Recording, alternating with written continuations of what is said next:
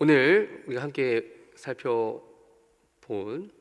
보게 될 이 15장 말씀은, 역대상 15장 말씀은 다윗이 언약궤를, 제가 어제 좀 이어서 말씀드렸던 거 이어서 말씀드리면, 두 번째로 모시고자 하는 그런 시도를 보여주고 있습니다. 제가 어제 또 살짝 말씀드렸지만 이 사무엘 하에도 똑같은 내용이 기록이 되어 있는데 좀 뉘앙스가 살짝 다르다라고 말씀을 드렸죠. 사무엘 하에서는 이 언약궤를 모셔드리는 과정이 한 장에 기록이 되어 있습니다. 연속해서 기록이 되어 있습니다. 그런데 역대기에서는 한번 1차 시도했다가 실패한 이후에, 그런 여차저차한 이유로 실패한 이후에 이제 한번 숨고르기 하는 식으로 14장의 내용이 들어와 있다는 거죠. 그런 다음에 15장의 내용, 그러니까 2차 시도, 2차 시기로 언약궤를 모셔오는 이런 과정이 기록이 되어 있습니다. 결과는 성공이었습니다. 모셔오는 데 성공을 했는데, 그렇다면 어떻게 다윗은 이 언약궤를 모셔드릴 수 있었는가에 대해서 우리가 좀 살펴보려고 하는 거죠. 역대기에는 사무엘 하에는 기록되어 있지 않는 부분, 제가 어제도 살짝 말씀드렸지만 역대기에는 사무엘 하에 기록되어 있지 않는 부분이 좀 더 이제 자세히 설명이 되거든요. 여러분 이런 말이 있어요. 이제 여러분들 명품 좋아하십니까? 네. 명품. 제가 저는 이제 명품을 잘 모르지만 어쨌든 이런 말이 있습니다. 디테일이 명품을 만든다라는 그런 말이 있어요. 그러니까 명품과 가품의 차이는 뭔가? 요즘에 기술이 워낙 발전해서 좋은 기술도 많이 발전했지만 가품을 만드는 실력도 그만큼 많이 좋아졌어요. 그래서 겉으로만 보면 이게 진짜인지 가짜인지 가품인지, 속칭이 짝퉁이라고 하죠. 짝퉁. 짝퉁과 진품의 이 차이점을 육안으로는 확인하기 힘들 지경에 왔어요. 특별히 사진이나 이런 건.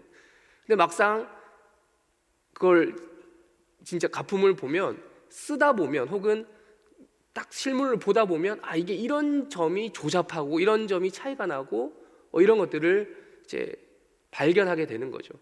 근데 이제 그거의 차이가 뭐냐? 바로 디테일이라는 거예요. 디테일. 아주 자세하게 꼼꼼히 이걸 마감 처리를 했는가 아닌가가 바로 이 명품과 아닌 거의 차이점을 잘 드러낸다라는 거죠. 보여준다라는 거죠. 그래서 이 다윗의 디테일이 무엇이었는지 우리 오늘 보려고 한다는 겁니다. 다윗은 과연 이 언약궤, 명품 중에 명품이라고 할 수 있는 언약궤를 어떻게 다루었는가, 어떤 식으로 말 그대로 그러니까 그냥 이동시켰다라고 하기에는 너무 좀 물건 대접하는 것 같은데, 이제 이 언약궤를 마치 하나님의 현존하시는 하나님인 것처럼 모셔오는 이 과정이 있었다는 거죠. 그래서 이런 과정을 우리가 좀 보려고 합니다. 우리 15장 1절 다시 한번 읽어볼까요? 첫 번째 디테일입니다. 시작. 다윗의 성에서 그를 위하여 궁전을 세우고 또 하나님의 궤를 둘 곳을 마련하고 그것을 위하여 장막을 치고. 첫 번째 디테일, 다윗은 자신이 살 궁전을 먼저 건축했습니다. 그런 다음에 일단 그때 당시에는 이제 성전을 짓고, 이게 다윗이 성전을 짓기 싫어서 그런 게 아니라 짓고 싶었지만 하나님 못 짓게 했다는 그 사건 여러분들 아실 겁니다. 그래서 자기가 살 하나님 거주하실 성전보다, 언약궤가 거주할 성전보다 성을 먼저 건축을 했습니다. 그런 다음에 그 하나님의 궤를 둘 곳을 이어서 마련했다. 그 이름이 뭐냐면 장막을 쳤다라고 이야기하고 있습니다. 장막이라는 말 자체가 이미 성전 건축 이전을 이야기해 주는 거죠. 그겁니다. 그래서 첫 번째 디테일은 다윗은 언약궤를 모셔올 준비를 했다라는 것입니다. 두 번째 디테일도 우리 한번 살펴보겠습니다. 2절 다 같이 읽겠습니다. 시작. 다윗이 이르되 레위 사람 외에는 하나님의 궤를 맬 수 없나니 이는 그들을 택하사 영원히 그를 섬기게 하였습니다 하고. 아멘.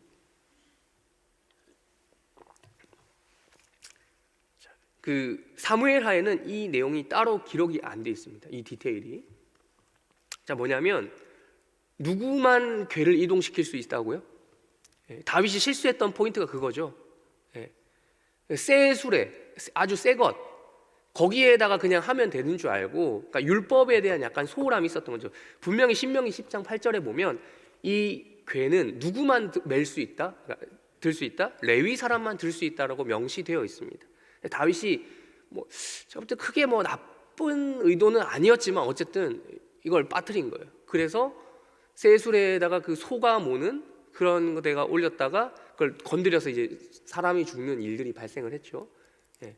그래서 다윗이 이렇게 치밀하게 준비를 합니다. 레위 사람만 궤를 이동시킬 수 있었던, 혹은 건드릴 수 있었던, 혹은 메고 갔으니까 멜 수 있었던 이 규례를 기억하고, 율법을 기억하고, 예, 이걸 했다는 거죠. 예, 이게 두 번째, 즉 바꿔 말하면 언약궤를 모시는 방법에 대해서 다윗은 이동 수단에 대해서 다시 한번 디테일하게 접근했다라는 것을 우리가 알 수 있습니다. 세 번째입니다. 16절입니다. 16, 좀 넘어가서요.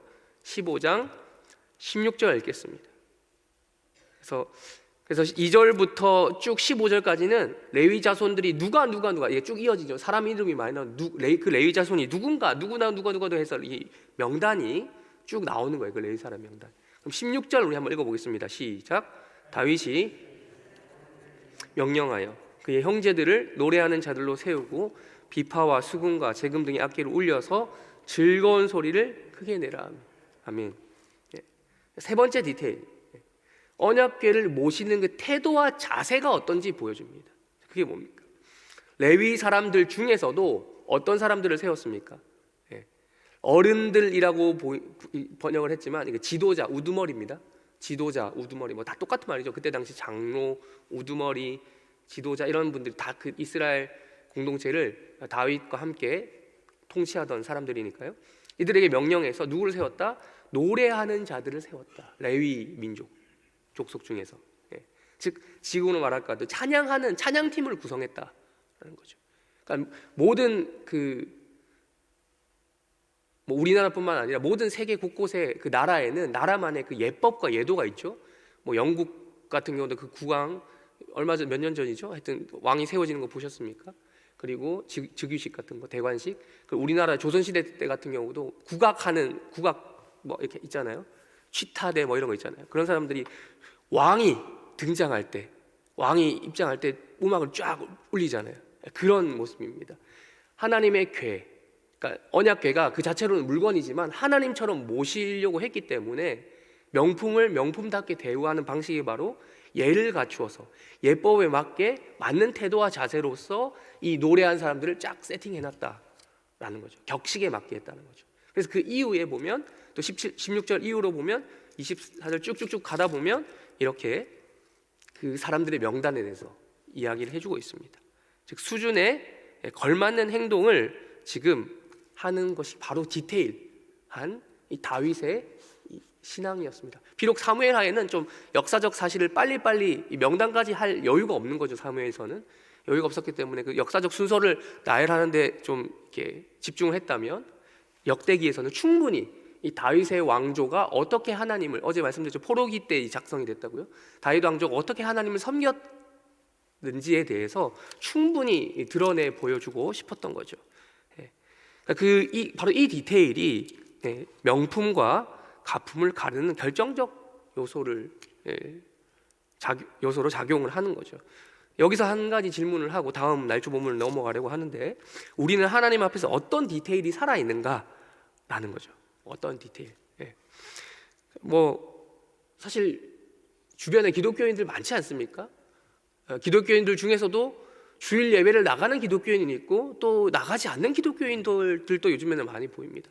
또 기독교인들 중에서도 새벽 예배를 하시는 분들이 있고 또 안 하시는 분들이 있어요. 뭐 새벽 예배뿐만 아니라 여러 각종 예배들이 있지만 그래도 주중에 출근하시고 이러다 보면 뭐 새벽 예배가 그래도 그나마 좀 맞출 수 있는 의지를 가지고 좀 나올 수 있는 이런 예배가 아닌가 싶은데, 그러니까 너도 믿고 나도 믿는 기독교 신앙은 다 좋습니다. 좋은데, 그런데 이제 자신만의 어떠한 디테일이 살아있는 그런 신앙인지 물어볼 필요가 있다라는 거죠. 그거는 좀 별개의 문제로 우리가 바라볼 수도 있기 때문입니다. 이곳에 계신 분들은 다들 새벽 예배 늘 보던 얼굴들이니까요. 디테일이 살아있는 신앙 되셨음을 축복하고요. 계속해서 그런 신앙이 되시기를 주님의 이름으로 축원합니다. 다음 날조보면 아모스서 9장입니다. 아모스서 9장 11절을 읽겠습니다. 먼저 11절과 12절 이어서 읽겠습니다.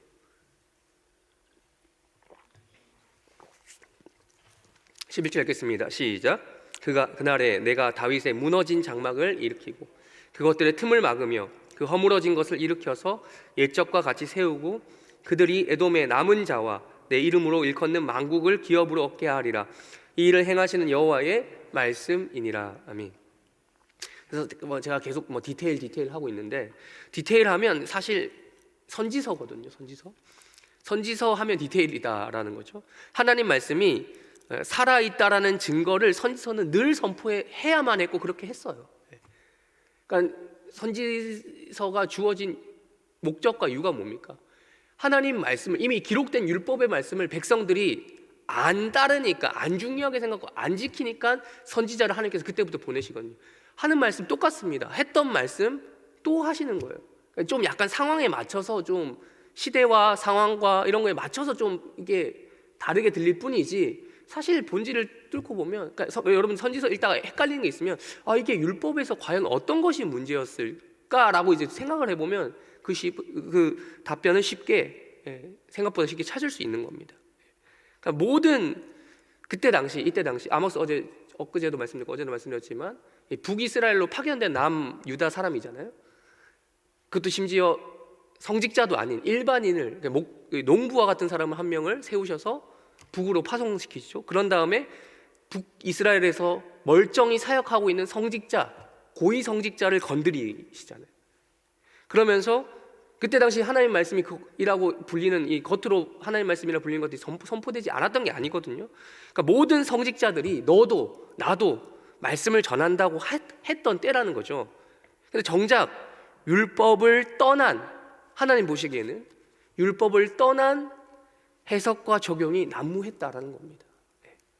그래서 하나님 보시기에는 이 다윗이, 11절에 보면 다윗의 무너진 장막과 같다라는 거예요. 현실이. 우리 앞에서 장막 이야기했잖아요. 장막. 다윗이 세운 장막 아닙니까? 그거? 그 장막. 언약궤가 들어있는 그 장막.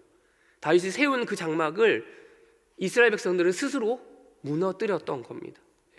그래서 하나님께서 이걸 가만히 두고 좌시할 수 없었기 때문에 디테일한 예언들을 계속해서 주시는 겁니다. 아주 자세하게 하나하나 콕콕콕 집어서 아프도록 찝는 거예요. 그래서 아모스서도 마찬가지로 1장부터 9장, 지금 오늘 9장이 마지막 장인데 9장 끝날 때까지 쉬지 않고 이걸 디테일하게 나열하는 본문입니다. 그래서 이 디테일의 목적, 아까 말씀드렸지만 하나님 말씀이 얼마나 존귀한지, 얼마나 말씀이 소중한 것인지, 언약궤에 담겨있는 그것의 가치에 대해서, 그러니까 명품을 명품답게 너희들이 모시지 않는다라는 거죠. 그러니까 다윗의 장막이 어떻게 된 겁니까? 무너진 거예요. 소홀하게 된 거고. 이때는, 이 시대 때는, 이미 아모스 때는 성전이 있었을 때입니다. 물론 예루살렘, 남과 북이 갈라져서 예루살렘으로 자유롭게 오갈 수 없었다는 단점이 있었지만, 그래도 정해진 처소가 있었다는 거죠. 근데 명품을 명품답게 모시지 않았기 때문에 이게 무너지는 거예요. 여러분, 명품 받아보시면 아시겠지만, 명품은 저는 그런 그 비싼 명품 말고 제가 아는 수준의 명품은, 제가 좋아하는 운동화, 그런 게 있어요. 운동화도 비싼 게 있어요. 보면은 케이스부터 달라요. 케이스부터 택이라고 하죠. 꼬리 택, 그런 것부터 달라요. 명품을 모셔드는, 언약궤를 모셔드는 명품이 뭡니까? 케이스가 이 장막이거든요. 이 장막조차 무너지니 이 명품이 제대로 대접을 받지 않고 있었던 시대의 아픔이었고 현실이었다. 그러니까 명품을 가품처럼 취급하는 것이 백성들이었다라는 거죠. 근데 하나님은 더 이상 그렇지 않겠다라고, 그날에 내가 다윗의 무너진 장막을 일으키겠다, 옛적과 같이 세우겠다, 역대상에서 봤던 것처럼 이렇게 이야기하겠다라고 말씀은 이야기하고 있는 것입니다. 우리 나아가서 오늘 또 다른 날조 보면 누가복음 찾겠습니다. 누가복음 4장입니다. 누가복음 4장 1절 말씀, 1절과 2절입니다. 1절과 2절 다 같이 읽겠습니다. 시작. 예수께서 성령의 충만함을 입어 요단강에서 돌아오사 광야에서 40일 동안 마귀에게 시험을 이 모든 날에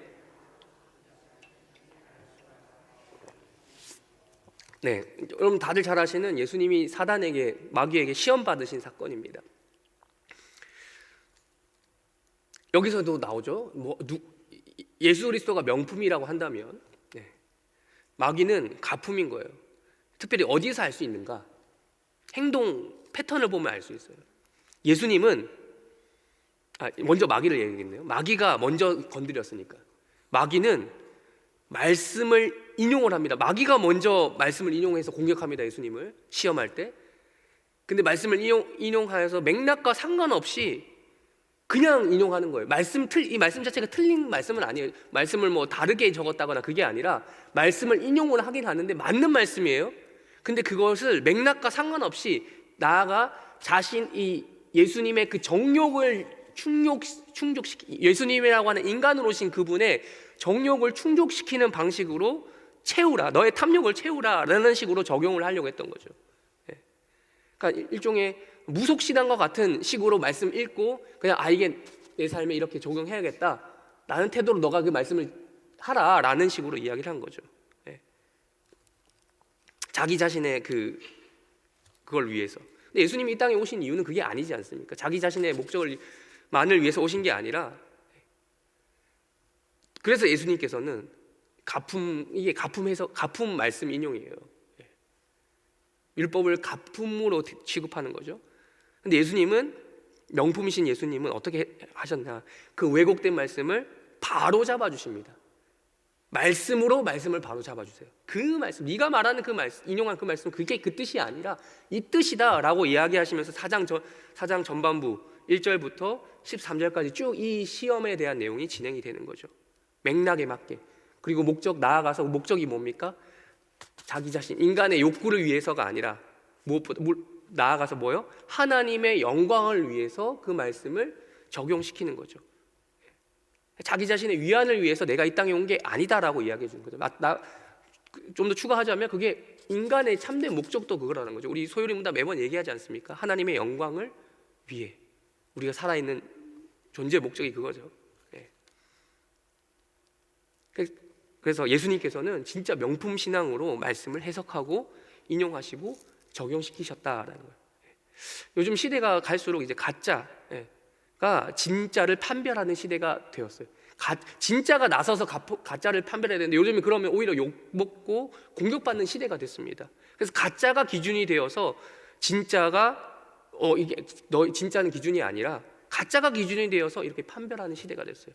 보면은 누가복음 4장에서 이야기하는 패턴이 그대로 일어나고 있죠. 마귀가 먼저. 이 디테일의 차이를 우리가 잘 분별해야 되는 거죠. 그래서 마귀도 심지어 말씀을 인용하더라. 그러니까 여러분 이단들 보시면 얼마나 휘황찬란하게 성경 구절 뽑아서, 여러분 이단들 접해 보셨죠? 이단들 얼마나 휘황찬란하게 말씀을 막 뽑아서 막 정신을 혼미하게 합니까? 그러니까 우리가 이 교리에 똑바로 서서 말씀을 잘 봐야 되는 거죠. 기준은 무엇입니까? 진짜 말씀이에요. 막 뽑아 쓰는 말씀이 아니라 하나님 말씀, 명품 그 자체라는 거예요. 우리 마지막으로 오늘 날주 본문 야고보서 2장 읽겠습니다. 야고보서 2장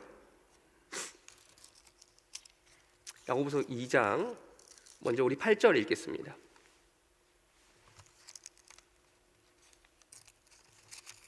야고보서 2장 8절 우리 다 같이 읽겠습니다. 시작.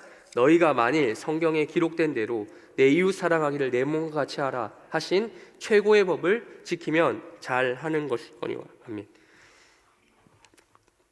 우리가 계속해서 명품 신앙, 디테일 이런 얘기를 했는데, 그렇다면 진짜 바른 신앙이 무엇이고 우리의 명품 신앙이 무엇이고 믿음이 무엇이고 하나님 영광을 위한 신앙이 뭔가, 그 다 표현을 했는데 제가 일종의 좀 추상적으로 한 느낌이 있죠. 야고보서는 그 결론에 대해서 이야기를 해주고 있어요. 무엇과 연결된다는 겁니까? 그것이 하나님을 사랑하는 그 마음 그대로 누구를 사랑하라? 이웃을 사랑하라 라고 야고보서는 명시적으로 이야기해주고 있습니다. 이것이 바로 디테일이 살아있는 명품 신앙이다. 왜냐하면 이 이웃을 사랑하는 방식이 되게 다양하거든요. 사람마다 각각의 디테일이 다 다른 것처럼 어디 사의 명품은 이게 특징이고 어디 사의 명품은 이게 특징이고, 회사마다 명품도 회사마다 다 다르잖아요. 디테일이 어디 주안점을 두고 만들고 뭐 이런 것처럼 그런 각자의 디테일이 살아있는 명품 신앙 되시기를 주님의 이름으로 축원합니다. 행함이 있는 이웃 사랑을 요청하고 있는 거죠. 지금 야고보서는. 우리 야고보서 2장 17절과 17절 우리 한 절 읽겠습니다. 17절 시작. 이와 같이 행함이 없는 믿음은 그 자체가 죽은 것이다. 아주 야고보서에서 유명한 말씀이죠. 26절 똑같은 말씀인데 읽지는 않습니다. 눈으로 보십시오. 이웃 사랑을 행함이 있는 그 믿음이, 반대로 얘기하면 그게 진짜다, 진짜 믿음을 드러내는 증거가 된다라고 이야기하는 거죠. 반대로 말씀드리면 디테일이 없는 가품 신앙은 행함이 없다라고 지금 17절에서 이야기하는 것과 똑같습니다. 우리가 오늘 이렇게 나눈 말씀을 가지고 기도하기를 원합니다. 첫 번째, 명품 그 자체이신 율법 말씀의 그 존귀함을 우리가 인정해야 하는 거죠. 그래서 그 존귀함을 인정하면 그냥 인정하고 그냥 머리로 끝나는 것이 아니라 그 나라고 하는 이 장막이 나잖아요. 나라고 하는 이 장막 안에 그걸 잘 모셔드리시는 하루가 되기를 주님의 이름으로 축원합니다. 두 번째, 명품에 견줄 만한 가품이 넘치는 이 시대를 살고 있지 않습니까? 그러면서 우리에게도 역시 그것을 분별할 수 있는 아주 디테일이 살아있는 그런 신앙 생활 하시기를 여러분들이 지혜를 달라고, 그런 지혜를 달라고. 또 우리 해림교회 특별히 특징 가운데 하나가 또 교리 공부 아니겠습니까? 그런 교리 공부를 통해서 잘 그런 지혜를 갖출 수 있는 자들 되게 해달라고 우리 기도하시기를 주님의 이름으로 축원합니다. 마지막으로 우리만의 디테일, 살아있는 그런 디테일, 각자 자신만의 디테일이 살아있는 이웃사랑을 실천하시는 그런 신앙인이 되시기를 주님의 이름으로 축원합니다. 우리 이렇게 오늘 하루 시작하기를 원하며 주기도문으로 예배를 마치고 각자 개인기도 제목 가지고 기도하시다가 때가 되면 돌아가시기 바랍니다. 하늘에 계신 우리 아버지여, 이름이 거룩히 여김을 받으시오며 나라의 마옵시며 뜻이 하늘에서 땅에서도 이루어지이다. 오늘날 우리에게 일용할 양식을 주옵시고 우리가 우리에게 죄진 하여 주옵시고 시험에 들게 하지 마옵시고 다만 악에서 구하옵소서. 대개 나라와 권세와 영광이 아버지께 영원히 있사옵나이다. 아멘.